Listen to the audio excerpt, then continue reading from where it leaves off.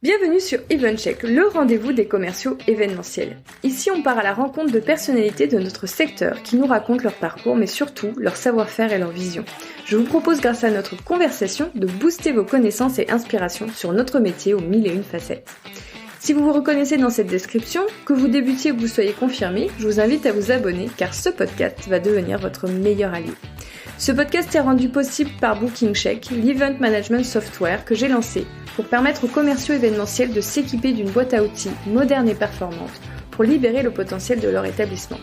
BookingCheck est le logiciel que j'aurais rêvé avoir pour gagner beaucoup de temps, vendre mieux et plus et structurer mon activité. Si vous souhaitez en savoir plus, rendez-vous sur bookingcheck.com. Et en attendant, bon épisode! Bonjour Benoît, merci d'avoir accepté notre invitation avec Clémence sur le podcast EventCheck. Comment vas-tu ? Écoute, ça va très bien. Merci de l'invitation. Avec grand plaisir. Alors Benoît, on va commencer un petit peu par parler de ton riche parcours. Est-ce que tu peux nous faire un peu un rétropédalage pour qu'on comprenne d'où tu viens et quel a été ton cheminement ? Le rétropédalage, il commence en 2004. En vrai, il commence un peu avant. J'ai toujours fait de l'événementiel. Ouais. J'ai commencé quand j'avais 16 ans. Donc on est en 96 et je commence à faire de l'événementiel cinéma plein air et concert plein air. Cool. Voilà, pour les fêtes de ville, fêtes de quartier et autres. Donc là, je suis plutôt en régie et plutôt à la gestion lumière. Donc j'apprends des choses à ce niveau-là. À côté de ça, quand je commence donc je continue toujours à faire ça à l'été. Je bosse là-dessus. Et j'enchaîne avec, je rentre au sein de, en post-bac, je rentre au sein d'école d'ingénieurs, puis après école de commerce. Et au sein de ces écoles, je suis intégré au bureau des élèves, responsable soirée. Donc là encore, je fais des soirées, je fais mes armes. Et puis à côté de ça, j'organise mes anniversaires avec mon meilleur pote de l'époque au 56e étage de la Tour Montparnasse où on se dit, bah tiens, on va réunir 300 personnes et on se fait plaisir, on fait des grosses chouilles. Sympa tes anniversaires. Ouais. Un peu changé maintenant, mais effectivement, ça commençait avec des trucs un peu sympas. Et puis donc on est en 2004, on est fin de la je dois faire un stage de fin d'année en école de commerce. Et ce qui se passe, c'est que sur ce stage, j'ai un pote qui me dit, moi j'ai rencontré une chef de projet chez Auditoire. Et cette chef de projet, le projet c'est un accompagnement, un roadshow pour la Poste. Moi ça me dit rien, mais toi vas-y, contacte-la. Donc je la contacte. Cette chef de projet c'est Tania Algedir Caetano. Et donc le courant passe bien, ça fit bien, et elle me dit let's go. Et donc me voilà parti dans l'organisation d'événements d'entreprise, corporate, et j'ai appris mon métier ici. Donc je commence à la gestion de projet. Je fais 4 mois de stage et après j'ai la possibilité de passer ils peuvent pas me prendre en CDD parce qu'ils ont trop embauché à l'époque. Et dire moi ça tombe bien, j'ai un statut de freelance d'intermittent du spectacle, donc allons-y, en fait ça me va bien. Et donc je sais pas encore que ce statut de free en fait sera mon guide et mon élément de stabilité. Donc ils te prennent en freelance. Ils me prennent en freelance, en free fix comme c'était 2004. le cas. Ouais, 2004. En assistant chef de projet. Ouais. On parle de free fix à l'époque. Okay. Il y en a plein, ça marche dans plein de boîtes, dans plein d'agences à l'époque. Donc j'arrive, c'est un peu la fin des glorieuses où il y a des budgets illimités. Mon premier événement sur lequel où je le passe sur le terrain, je dors au Martinez à Cannes pendant 7 jours. Donc on commence à se dire que tiens, c'est pas mal de faire de l'événement. On va faire la fête. C'est le fameux côté paillettes. Exactement. Qui au final c'est pas le truc que je préfère dans l'événementiel, au contraire, enfin c'est plutôt la partie contenu, mais on y viendra après. Et donc dans cette continuité de parcours, j'enchaîne, je continue, donc je fais 2 ans et demi en free fix chez Auditoire. Je suis Et puis après, j'enchaîne chez Levé de Rideau, puis ensuite Phénomène en fixe. Et puis à la fin de ma période d'essai chez Phénomène, parce que j'ai voulu faire 6 mois j'ai voulu travailler en fait et me dire tiens, j'aimerais bien accompagner un peu plus ces projets, de pas être juste en free et aller plus loin là-dedans. Et donc j'ai l'opportunité, j'ai 2 agences qui me disent oui, j'ai Marketplace et Phénomène. Et choisi la proposition de Phénomène. L'agence, je la vois plus humaine, plus proche, etc. Et au bout de 6 mois, donc je fais ma période d'essai, et le lendemain de ma période d'essai, je pose ma démission parce qu'en fait, je suis pas bien, mais je suis pas bien non pas vis-à-vis de l'agence, mais vis-à-vis du statut. De CDI et tout ça, de ce que ça implique en fait. Mais ça, je m'en rends pas forcément compte pleinement. Et je repars chez Levé de Rideau en free, et au bout de 2 semaines, impossible de ressortir de chez moi, crise d'angoisse, etc. Bref, burn-out. Voilà, on est en 2008. Je mets 1 an à remonter la pente, 2008-2009, donc ça tombe en plein pendant la crise de 2008-2009. Et là-dessus, en fait, ce que je fais pour me reconstruire, on va dire, sachant que c'est pas dû à Phénomène, enfin c'est pas dû à l'agence, c'est dû à un poste et à plutôt un statut de travail. D'accord. Voilà. C'est vraiment le côté CDI je pense. Qui t'a angoissé. Ouais, qui me détruit, on va dire. Mais c'est pas une question d'agence. C'est important, parce que on pourrait se dire, ouais, Phéno et tout ça, pas du tout.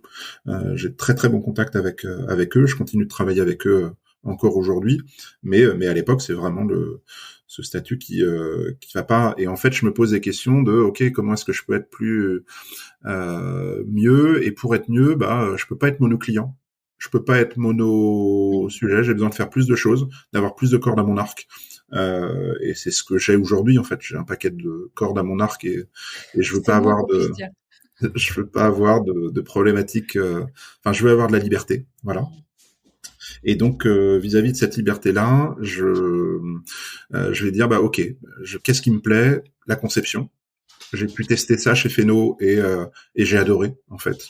Donc là, quand tu dis conception, c'est la conception. C'est la phase d'avant-vente.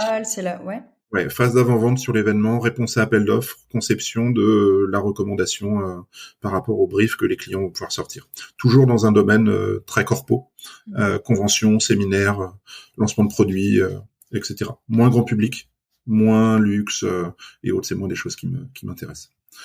Et donc là, je commence à remonter la pente, et je vais commencer à écrire. J'ai beaucoup joué aux jeux vidéo à ce moment-là, en l'occurrence à un jeu qui s'appelle World of Warcraft. Et en fait, à un moment donné, j'ai eu envie d'écrire, et donc je commence à publier un blog, et j'écris tous les jours sur le blog. J'ai 800 visiteurs uniques sur le blog, et j'y parle de gestion de communauté en ligne. Comment on gère des communautés. Ok. Voilà. Tu t'étais inspiré d'autres blogs? Enfin, comment t'es venue l'idée? Pas du tout. Parce qu'à cette époque, j'avais envie d'écrire, et mine de rien, dans mon histoire, l'écriture est un élément fort et fondamental. Le contenu, j'aime le contenu, j'aime partager, j'aime relier les points qui sont pas forcément reliables, ou en tous les cas où on n'aurait pas forcément les idées. Et puis j'aime partager, échanger avec les uns et les autres. C'est ça qui me motive. Et donc je me dis voilà, j'écris, je vais travailler là-dessus, et de ce blog en fait j'ai un gros site, maintenant c'est Webedia, mais à l'époque c'est Millennium, qui me contacte et qui me dit on a envie que t'écrives pour nous, parce que ce que t'écris c'est plutôt pas mal. Donc je commence à écrire des articles pour eux sur le site, et puis en discutant avec le patron de Millennium, il me dit tiens, nous d'ailleurs on fait des événements machin. Ça tombe bien, moi je suis chef de projet et tout, donc c'est une manière de se relancer. Et donc je fais des événements gaming, de lancement d'ordinateurs et de choses comme ça.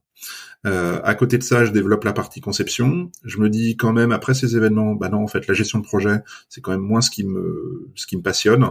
Mais par contre, tiens, là, j'ai des opportunités pour faire de l'accompagnement de team building, de la coordination et de l'animation de team building. Donc, connecter les hommes, les femmes et tout ça, ça me plaît bien. Et puis, j'enchaîne avec aussi de la formation. J'ai l'opportunité de faire de la formation et donc pendant 10 ans, je forme des étudiants et des étudiantes dans plein d'écoles différentes, l'ECS, l'ISEFAC, les FAP, l'INSEC et autres, et je les forme à l'événementiel.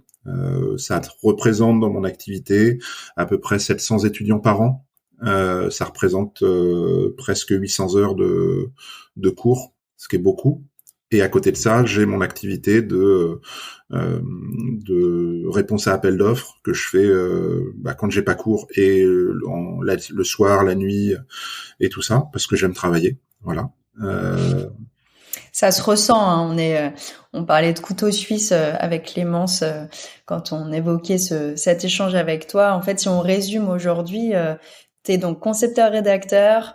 T'as une partie donc de conseil éditorial, directeur de contenu, t'es aussi sur les thématiques d'IA, d'événements hybrides, la création pure de contenu event, conférencier en effet, et puis pour tes étudiants, casquette professeur. Comment t'arrives à jongler entre tout ça? Qu'est-ce qui aujourd'hui t'occupe finalement le plus? Est-ce qu'il y a une répartition assez équitable? Enfin, comment tu t'organises avec toutes ces casquettes? Il y a pas de répartition équitable. Il y a une répartition, il y a des fonctionnements par opportunité. Sur la partie, en gros, aujourd'hui mon accompagnement, j'ai trois grands types d'accompagnement, 4 grands types d'accompagnement. Un accompagnement stratégique, un accompagnement créatif, un accompagnement éditorial, et puis un accompagnement de formation. En gros, si je résume tout ça. Et parfois, il y a besoin de l'un, parfois il y a besoin de l'autre, parfois il y a besoin de mixer tout ça. Je m'interdis rien. Et je pense que ça, c'est justement ce côté freelance j'ai viscéralement chevillé au corps. Je m'interdis rien dans les choses.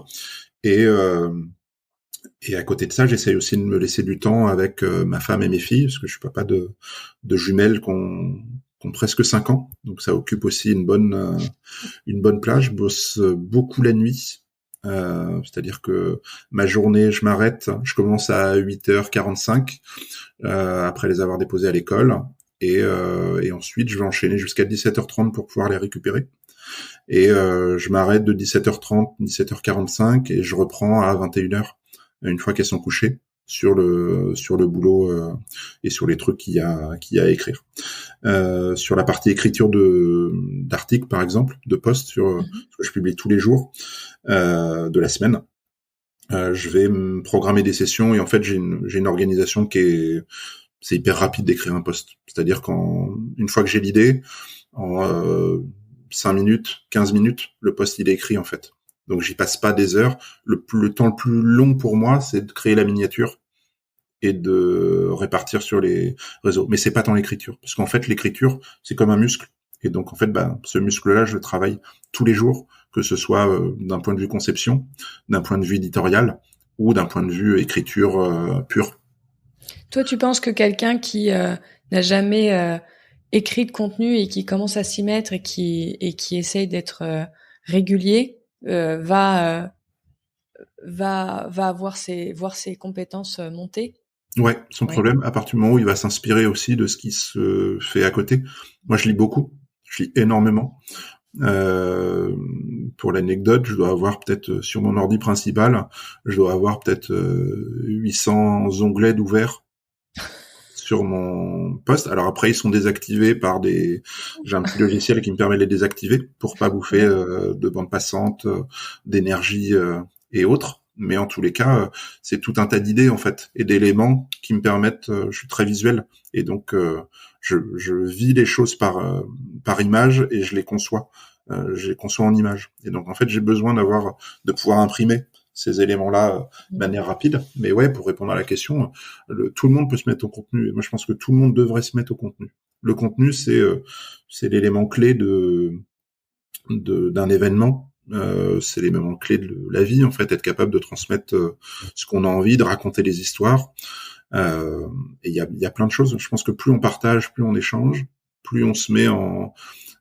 si on a une idée, si tu as une idée, Clément, si tu as une idée, Solène, si j'ai une idée, si je partage mon idée, eh ben on va avoir comment dire, des choses qui sont moi je vais être riche des idées que vous m'avez apportées et vous allez être riche des idées que je vais apporter. Et en fait, Elles vont générer des nouvelles, etc. Ça fait un effet boule de neige. Ouais. Exactement, ouais. On est tous plus riches les uns les autres. Et c'est ça qui est intéressant, en fait. C'est ça qui, moi, m'anime au quotidien. Tu considères qu'on devrait tous être en ce sens créateurs de contenu? Bon, après avec nos limites aussi, parce que toi effectivement tu es très rapide, même si ça s'apprend, tu l'as dit parfaitement, c'est un muscle, c'est de la créativité, ça se travaille au quotidien. Et du coup, comme tu as aussi ces missions-là, tu vends ces missions pour des clients, est-ce que au fur et à mesure tu arrives à les former, en tout cas à les inciter eux-mêmes à terme à produire leur contenu? L'idée c'est de te rendre remplaçable finalement à l'issue de tes missions. Voilà, comment tu travailles un peu avec eux sur ces notions-là de sur passation un peu. L'objectif, c'est pas de me rendre remplaçable, sinon ça veut dire qu'à un moment donné, j'ai plus de boulot. Donc ce serait dommage. Tu peux avoir plein de clients et d'avoir justement de tendre à cette logique, mais c'est intéressant en effet que tu nous décrives un petit peu ta manière de voir les choses. Sur l'accompagnement, moi je considère que c'est ce que j'explique à mes clients sur la partie contenu. Alors là, plutôt sur la partie rédaction en chef, direction de contenu, je vais les accompagner et faire en sorte de faciliter les prises de parole. J'ai toujours le participant en ligne de mire, ce qui était moins le cas avant Covid. J'ai changé ma logique de pensée, et en fait le fait d'écrire depuis le Covid, depuis juin 2020, j'ai commencé à écrire beaucoup. Et c'est aussi comme ça que ça m'a permis d'être un peu plus identifié. Et donc j'ai commencé à écrire beaucoup, et rien que le fait d'écrire a amené plein d'idées. Ça m'a permis de dire tiens, là voilà ce que je crois, voilà mes convictions, de les renforcer, et derrière de pouvoir effectivement proposer à mes clients un accompagnement sur le contenu plus simple, plus clair, plus limpide, parce que j'ai entraîné ce muscle là en fait, notamment sur des nouvelles solutions, des nouvelles propositions. Aujourd'hui, je crois beaucoup à la question qu'il faut arrêter le storytelling quelque part et plutôt passer au story making ou au story living. En gros, le storytelling, ça reste très froid, c'est très sympa, hein, on a une belle histoire qui se raconte, je l'écoute avec attention, mais moi en tant que participant, je le vis pas pleinement. Alors que si je suis dans un story living, je vais vivre l'histoire qu'on est en train de me raconter. C'est toute tout ce qui tourne autour de la tendance liée à l'immersion, à l'immersif, qu'on voit beaucoup en ce moment. Et puis ensuite, il y a le story living. Le story living, c'est le 3.0 quelque part. C'est le participant qui va le story making, c'est le participant qui va créer son histoire avec tous les éléments que moi, en tant qu'organisateur, en tant que concepteur, j'ai prévu. C'est un peu l'événement dont tu es le héros en fait. Voilà. T'as un exemple concret, un peu tu vois, pour illustrer tes propos sur cette notion-là de story making. Tu peux, par exemple, c'est ce qu'on va pouvoir trouver sur des événements au sein de Metaverse, par exemple, où tu viens pas suivre le parcours. T'as un parcours que t'as décidé toi-même. Et c'est pas l'organisateur. Par contre, t'es dans le cadre que l'organisateur de l'événement t'a, dans le monde métaverse, que l'organisateur t'a mis à disposition. Mais c'est toi qui vas créer tes propres rencontres, créer tes propres actions, voire même développer des choses à l'intérieur, de dire j'ai la possibilité d'avoir une scène, et ben hop, on a un groupe et on crée ce moment, ce happening avec tout le monde. Mais je pense que ça fait...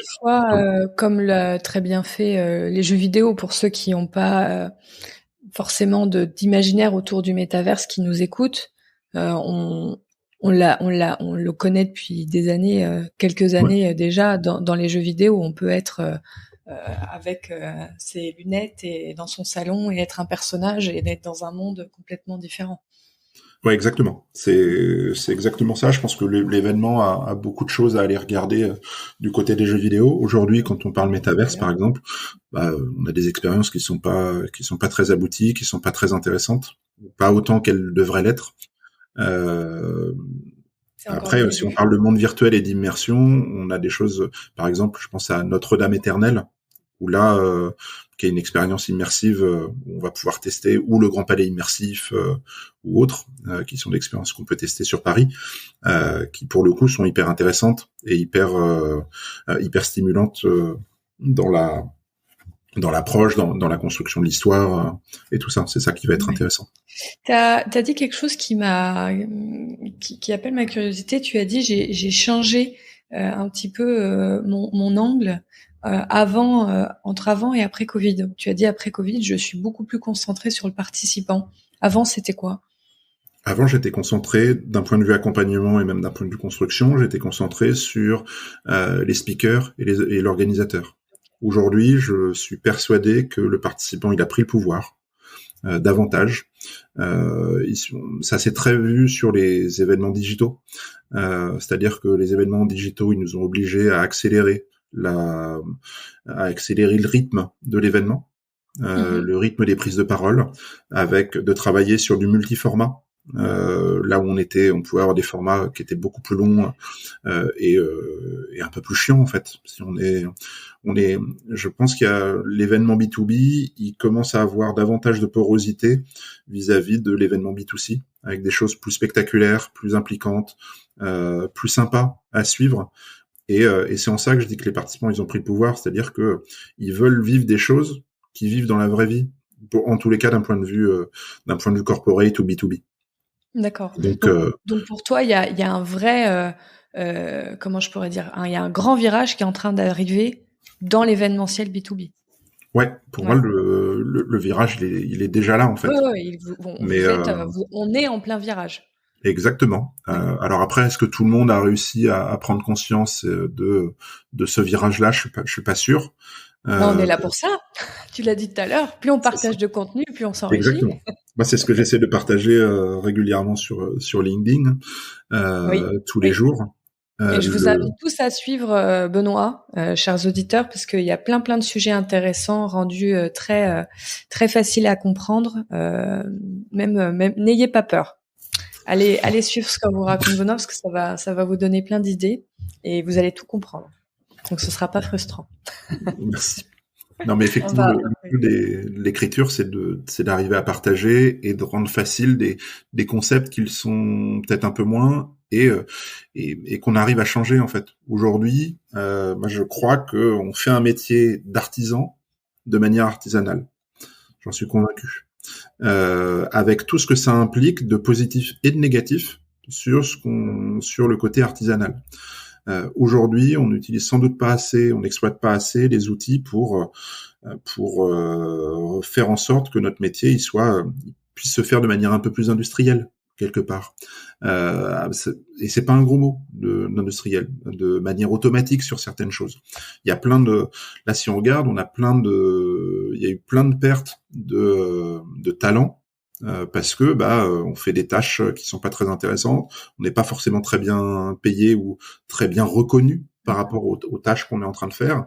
Et donc si on arrive à se faciliter la vie en utilisant des outils, je pense à l'IA, mais pas que, qui vont faciliter. Là par exemple, il y a Appcraft qui a sorti avec Green Evenement, ils ont sorti une nouvelle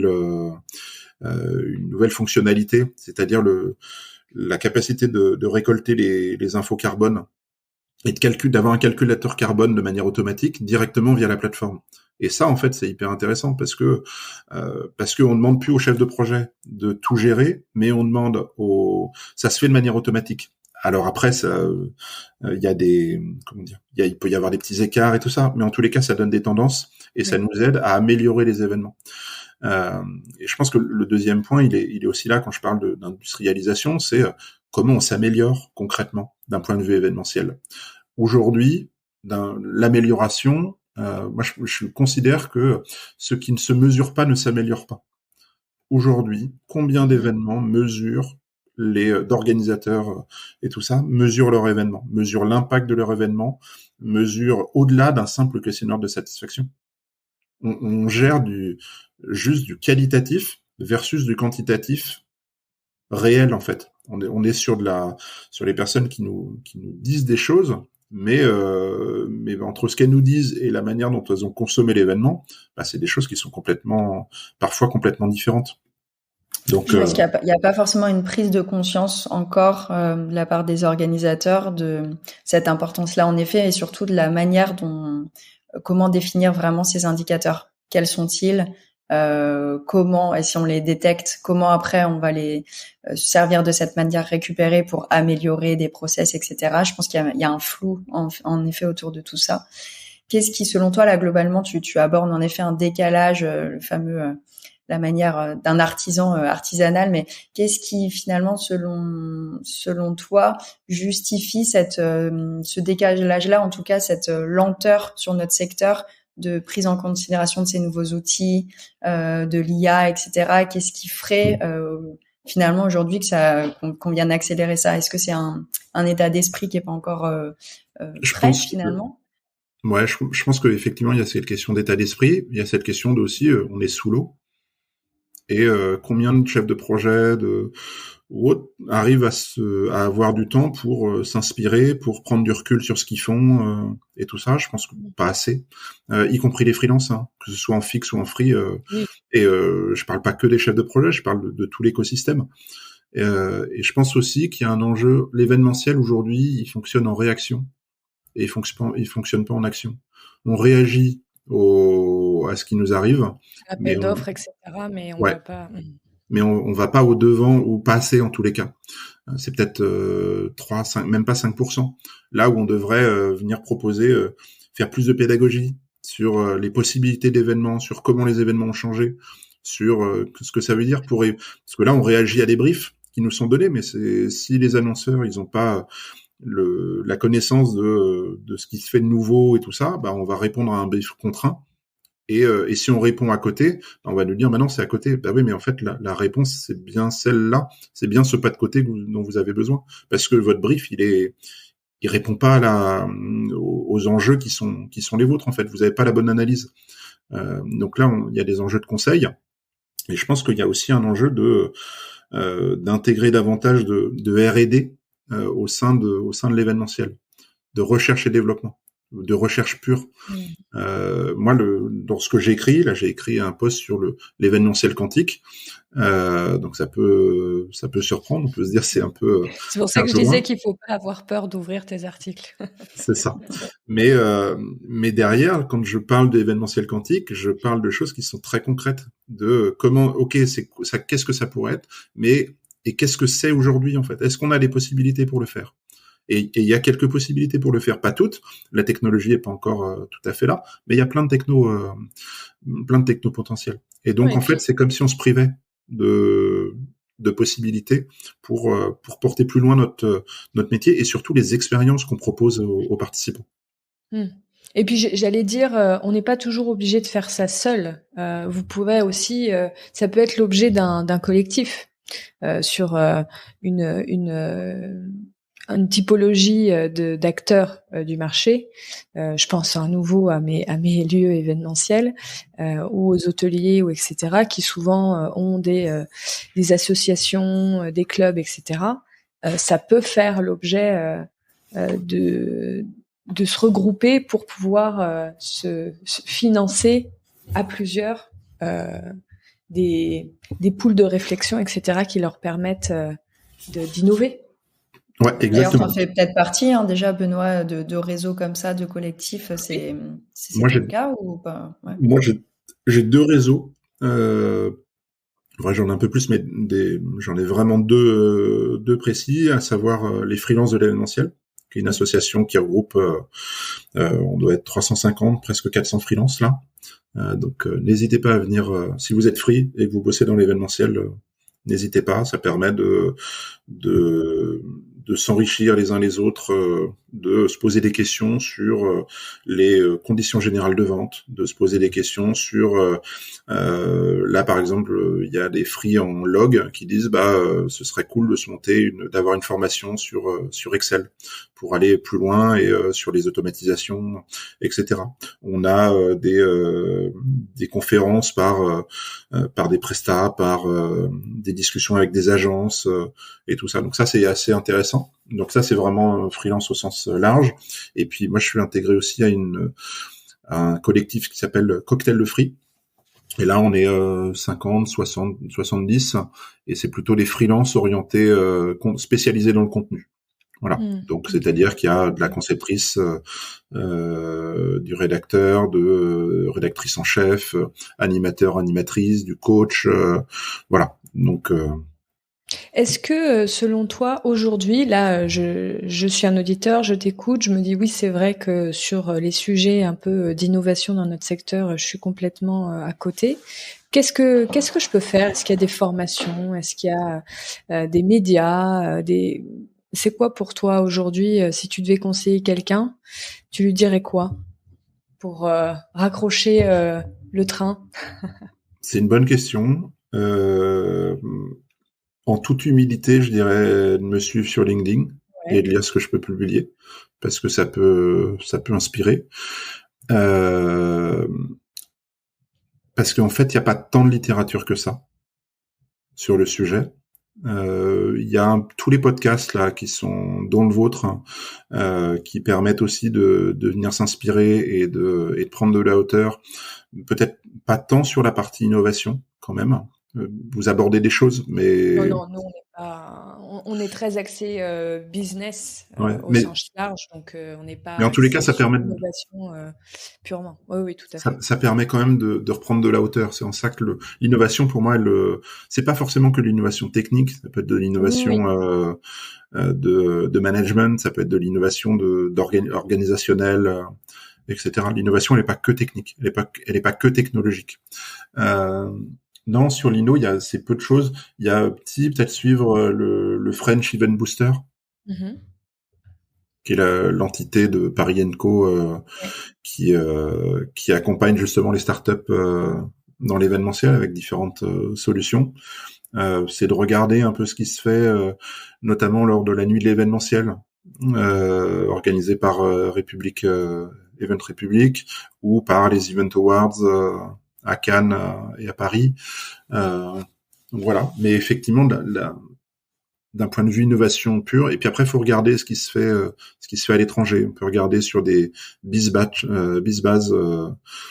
qui est un média aux US, ou sur Event Manager Blog, qui pour le coup, lui, est plutôt un média anglais de mémoire. Voilà. Et comme toi, tu es très actif sur justement tous ces sujets inno, tendances du secteur, tu n'as jamais eu de demande précisément d'accompagnement là-dessus, des clients qui souhaiteraient un accompagnement beaucoup plus poussé pour une vraie mise en place d'actions réelles dans leur périmètre? Peut-être que c'est une de tes nouvelles idées en casquette, d'avoir vraiment cet accompagnement plus poussé, plus intellectuel, je dirais. Non, encore une fois, l'écosystème va fonctionner en réaction et pas en action, parce qu'on est déjà tellement la tête sous l'eau. Et puis c'est des budgets. Enfin, ça peut être, ça reste des budgets à débloquer sans certitude quelque part de déploiement. C'est de la recherche et développement. Hein. Oui, c'est ça. Donc, mais faut pas le considérer comme un coût, mais il faut le considérer comme un investissement. Mais effectivement, pour que ça marche, pour que ça se mette en place, il y a quelques agences qui ont développé des choses comme ça, qui ont des projets. Là, je pense par exemple à BrainSonic, qui a développé tout un accompagnement et une intégration IA dans leur au sein de l'agence. Là, il y a presque 60% de l'agence qui utilise les outils d'IA, d'intelligence artificielle. Et puis avec ma comparse Agathe Samut, Agathe de Comity, on a lancé nous aussi ça fait quelques semaines là déjà, une formation sur ChatGPT. Et comment, en gros, pour arriver à gagner du temps du temps de travail. Là, de mémoire, on a peut-être entre 60 et 70 participants soit qui ont déjà fait la formation, soit qui se sont inscrits et qui vont suivre la formation. Donc, mais pour bien comprendre, c'est une formation qui est adaptée au secteur, c'est-à-dire ça reste quand même pour des acteurs de l'événementiel. Oui, complètement. En fait, c'est pour des chefs de projet, pour des chargés de log, pour des responsables communication, pour on a des patrons et des patronnes d'agence. On a vraiment tout. Tu peux préciser ce que c'est chargé de log, Benoît, parce que je suis chargé de logistique. La logistique, c'est les personnes qui s'occupent qu'on parle bien de la même chose. Des participants. Voilà, parce que quand on parle logistique événementielle, c'est les participants et c'est pas la logistique. En fait, c'est de la logistique réceptive. Voilà. Donc ça concerne tout ce qui est les lieux, les hébergements, la restauration, les hôtesses, les hôtes, les badges, la signalétique, bref, tout ce qui va aider à l'accompagnement des participants sur le terrain et avant l'événement et aussi après. Un peu. La log, c'est ça. Ça marche. Voilà. Et la prod, c'est plutôt la partie un peu plus technique. Donc il y a aussi du lieu, mais pas la même, mais pas au même niveau. On va revenir un petit peu sur tes activités. Concrètement, aujourd'hui, si on souhaite faire appel à toi, comment ça se passe? On te contacte sur LinkedIn, j'imagine, principalement. Mais est-ce que tu peux nous expliquer un petit peu, comment, de manière extrêmement concrète, on peut te solliciter pour une prestation? On peut me solliciter, c'est ce que je disais tout à l'heure, j'ai plusieurs accompagnements possibles, accompagnement stratégique, accompagnement créatif, accompagnement éditorial, et puis après l'accompagnement de formation ou de conférence. Concrètement, une agence ou un annonceur va me contacter via mon site, via LinkedIn ou autre, et je peux intervenir soit sur l'accompagnement. En gros, il y a un brief et on a besoin d'aide pour brainstormer. Et donc là, je vais passer 2 heures, une demi-journée d'échange avec l'agence pour poser des choses, poser des idées. Mais je vais pas écrire la recommandation. Sur un accompagnement un peu plus stratégique, là, on va me donner le brief et moi, je vais commencer à réfléchir, à poser ce qu'on appelle une note d'intention. Donc, c'est-à-dire poser les grandes idées, les grands jalons de ce que doit être l'événement. Et ensuite, l'agence où l'annonceur va déployer, lui, les éléments, aller rechercher les ressources, contacter les prestataires, etc.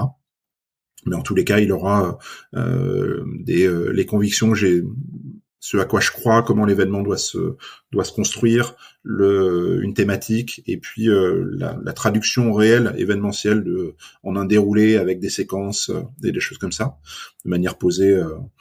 Quelques intervenants extérieurs si jamais il y a des besoins. Enfin, après, tout dépend des besoins qu'on a. Des inspirations scénographiques et autres.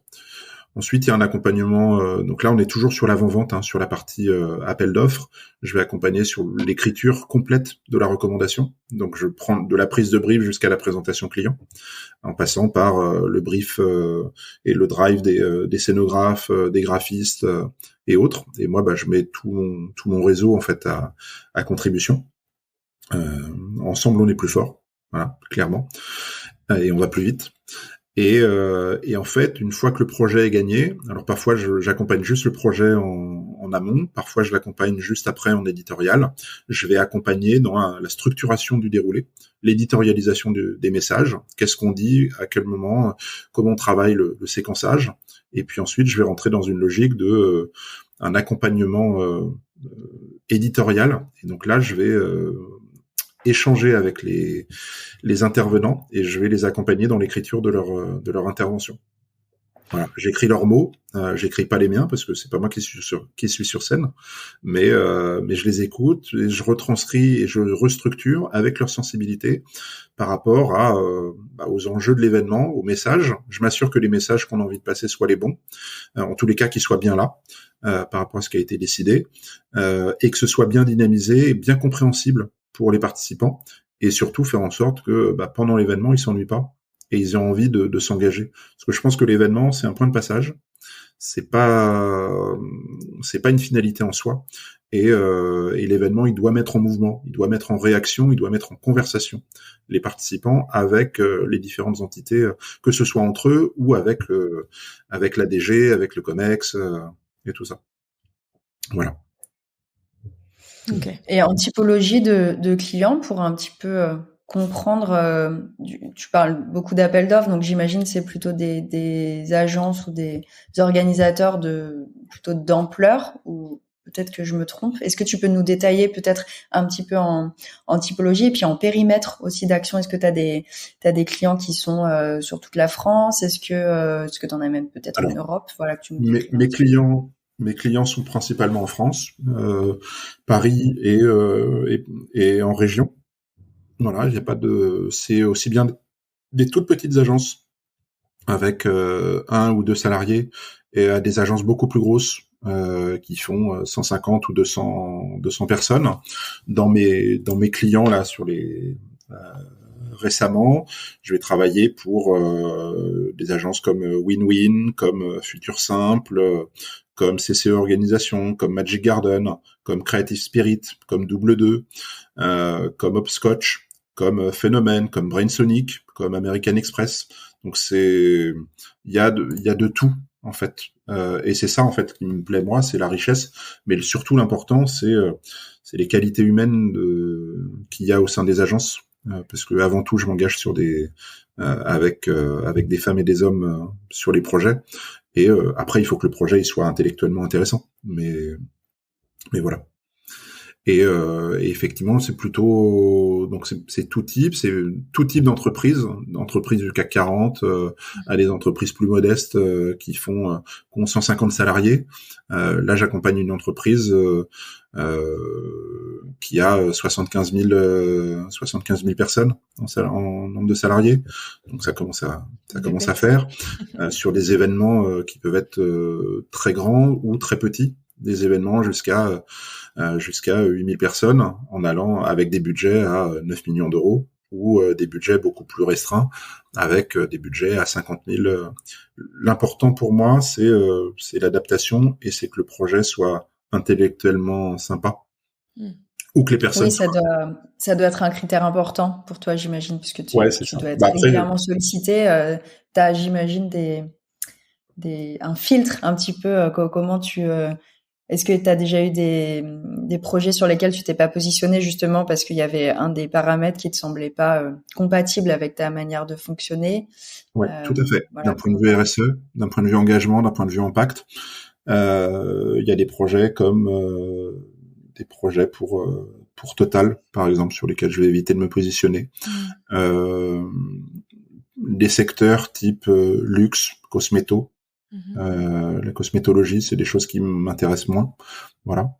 Donc, je vais éviter de me positionner là-dessus. Après, j'aime bien les entreprises qui ont des envies de changement, en tous les cas, qui montrent qu'elles avancent et qu'il y a une raison d'être qui est pas bullshit. Oui, voilà. On sent vraiment que tu es en mouvement et tu as besoin d'être entouré de personnes en mouvement aussi. Ça, c'est important pour toi. C'est important. Je pense que on avance et je le vis aussi lors de mes vacances, en fait. Ce qui compte pour moi, c'est pas tant la destination, mais c'est le voyage. Et c'est la compagnie qu'on a à l'intérieur de ce voyage. Par exemple, j'ai des convictions écologiques que j'essaye de mettre d'intégrer au sein de mes événements. Moi, je prends pas l'avion, par exemple. Ça fait 5 ans que je ne prends plus l'avion. Et par exemple, là, j'ai fait un voyage pour aller retrouver ma famille au Maroc, et donc j'ai pris le train. Donc c'est 2 jours et demi de train et de bateau, mais beaucoup de train pour avoir l'impact le plus faible possible, mais pouvoir profiter quand même avec les miens. Donc ou alors c'est des voyages, des vacances à vélo. Là cet été, on va partir, on fait Paris-Copenhague par exemple. Avec les 2 petites. Avec les 2 petites derrière. Tout à fait. Génial. Et ben nous, on fait, pour rebondir là-dessus, parce que c'est tellement rare, donc on va faire une petite astérix avec mon associé et conjoint. On va faire Lisbonne-Helsinki en train. Ah, chouette. Voilà. On est aussi très sensible à toutes ces questions-là. Donc c'est rigolo, c'est rare. On pourra en parler. Il y a un très bon site qui s'appelle Ourail qui permet J'ai plein de techniques, enfin plein d'astuces. Super. Voilà. C'est un petit débrief. C'est ça. Donc tout ça pour dire que tu es sensible au fait d'intégrer de la RSE et d'être conscient dans ton activité aussi professionnelle. C'est d'ailleurs de plus en plus, enfin ces enjeux-là sont vraiment intégrés de plus en plus par rapport aux lieux événementiels. Enfin, les gestionnaires de sites s'intéressent. C'est pas un intérêt d'ailleurs, c'est en tout cas prennent conscience de cette dimension importante. Et aujourd'hui, nous, on a des enjeux en tant que gestionnaire de site justement pour se mettre un petit peu tous dans cette dynamique-là et pour capter des clients entreprises qui aujourd'hui sélectionnent des lieux uniquement par ces critères-là, de soucis d'impact écologique, etc.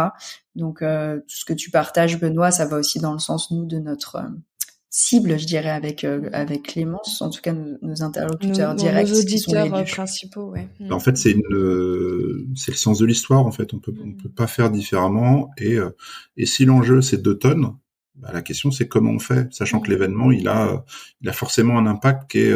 On est quand même, et on a été pendant des années les champions du gaspillage. Enfin, quand on voit il y a certains salons où on va avoir de la moquette, alors c'était le cas avant, où on va avoir de la moquette neuve et qui est mise à la benne 2 jours plus tard. Oui. Voilà, c'est aberrant et donc l'objectif c'est d'avoir des choses qui sont moins aberrantes que ça. Oui. Et je pense que ça c'est notre boulot à tous de dire OK, quelles sont les solutions possibles pour changer les choses, pour améliorer, sans dire qu'on doit rentrer en décroissance. Mais en tous les cas, il y a des niveaux. Il y a un niveau de on peut être frugal, on peut être sobre, ou on peut effectivement changer de modèle et rentrer en décroissance. La sobriété heureuse. Exactement. Pierre Rabhi. J'allais dire un petit peu le mot de la fin, parce qu'on doit te laisser partir. Toi qui es, comme on le disait, en mouvement, qui t'intéresse à tant de choses... qui touche à tout, qui est toujours très friand des nouveautés, ça te fait jamais peur et tu y vas plutôt tu fonces dedans et tu vas même créer beaucoup de contenu et voire même de la formation autour de tout ça. Est-ce que il y a des personnes que tu aimerais nous recommander qui toi t'inspirent aussi, parce que tu disais que tu regardais beaucoup de choses, que tu avais plein d'onglets prêts sur ton ordinateur. Est-ce qu'il y a des personnes vraiment aujourd'hui sur le secteur que tu as plaisir à suivre et que tu nous recommandes de suivre, voire même d'interviewer? Moi, un de ceux que j'aime bien suivre dans le secteur, c'est un Régis Clincard, par exemple, oui, qui est concepteur comme moi, et je trouve qu'il y a toujours des idées et des approches. Là, il a une newsletter sur l'IA, l'intelligence artificielle, qui est hyper intéressante dans l'approche, dans l'explication, dans la pédagogie et tout ça. C'est souvent des choses assez tranchées chez Régis aussi, et c'est ça qui me plaît. Et puis après, à l'international, il y a des personnes hyper inspirantes comme un Julius Solaris. D'accord. Qui est pour moi d'un point de vue event tech l'un des mecs à suivre là-dessus. Ça veut pas forcément dire que là je présente des hommes, mais il y a aussi des femmes, mais même si je trouve qu'elles prennent peu ou moins la parole, je trouve ça dommage parce qu'on a quand même un métier où a priori c'est plutôt les femmes qui sont aux manettes et aux commandes, et en fait on les voit pas beaucoup. Mais je pense que ça c'est sociétal malheureusement. Ouais, mais voilà. Sur l'événement, moi je milite, tu vois, au sein de, quand je rencontre des personnes, quand je partage, je pense que tout le monde a quelque chose à dire. Et tout le monde peut dire des choses, y compris, parce que souvent l'approche c'est mais qu'est-ce que je peux partager? En fait, il y a plein de choses, même si tu peux pas partager de ce que tu as en termes de clients ou de projets, tu peux dire tiens, j'ai appris quelque chose aujourd'hui j'ai eu tel cas, sans citer le client, sans citer le projet, etc. Voilà ce qui s'est passé et voilà comment j'ai réagi. Voilà comment j'ai dû gérer, etc. Et ça, en fait, c'est hyper inspirant. Là, aujourd'hui, il y a des questions qui se posent il y a les JO, en ce moment, enfin, qui sont en train de se construire. Avoir des retours d'expérience de voir ce côté built-in public, de construction publique, donc dans la mesure du possible, de qu'est-ce qui est en train de se faire, c'est quoi les contraintes, et comment vous gérez, parce que les JO c'est hors norme en fait. Et donc ça, moi j'aimerais bien lire des choses là-dessus. J'y travaille, Benoît, pour info. Donc, j'essaye d'attraper des personnes qui sont. Je te donnerai quelques contacts. Elle veut s'infiltrer. Je te donnerai quelques contacts. Non, mais je suis d'accord parce que c'est passionnant. Je trouve que c'est tellement un événement d'ampleur. Pour une fois, c'est sur notre sol, donc je sais qu'on peut avoir des francophones sur les ondes. Profitons-en. Oui, c'est ça. Il y a plein de choses. Donc voilà. Donc et après, en fait, tout le monde est intéressant à venir écouter. Parce que chacun a sa singularité et son histoire à raconter, et dans tous les cas, ça fera un prisme nouveau, et donc de l'inspiration, quoi qu'il arrive. Donc je pense que tout le monde est intéressant, vraiment. Enfin, il n'y a pas de côté bisounours à dire ça. Non, mais je suis complètement d'accord avec toi, et c'est ce que je dis aussi souvent à des personnes que je pré-interview qui sont très jeunes, et qui ont un peu le syndrome de l'imposteur, et à qui il faut aussi faire passer ces messages, disant que du haut de leur même quelques années d'expérience, ils ont forcément aussi un regard et qui sera intéressant. Il faut les faire en binôme. Moi, sur les événements comme ça, quand j'ai des personnes qui ont du mal à intervenir ou effectivement leur sensibilité est un peu stressée, je vais les faire intervenir en binôme ou en trinôme, en format panel, ce qui va permettre d'avoir des réactions, des rebonds, et la conversation elle sera plus facile. Eh ben, merci Benoît pour ce petit conseil. Je prends. Merci. Et merci à toi surtout pour ce riche échange. On a adoré, pris beaucoup de plaisir avec Clémence. Ouais. J'aurais bien resté plus, mais voilà, le travail m'appelle. File à tes occupations. Au revoir Benoît. Merci beaucoup. Au revoir. Au revoir Benoît.